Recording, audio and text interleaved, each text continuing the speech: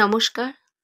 আজ 25শে বৈশাখ, গুরুদেবের 163তম জন্মদিবস। এই 163তম জন্মদিবসে আমার শ্রদ্ধার্ঘ্য।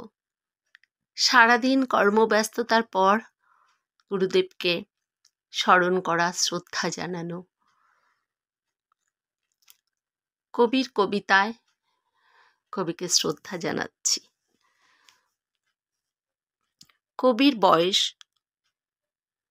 ওরে কবি, সন্ধ্যা হয়ে এলো, কেশে তোমার ধরেছে যে পাক, বসে বসে ঊর্ধ্ব পানে চেয়ে শুনতেছ কি পরকালের ডাক?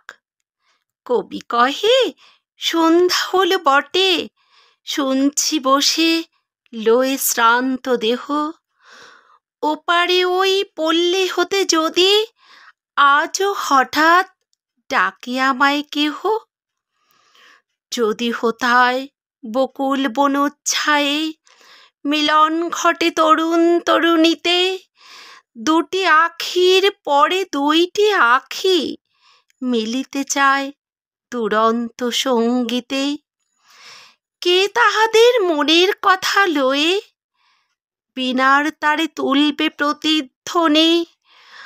আমি যদি ভবের কূলে বসে পরকালের ভালো মন্দই গুনি। নমস্কার।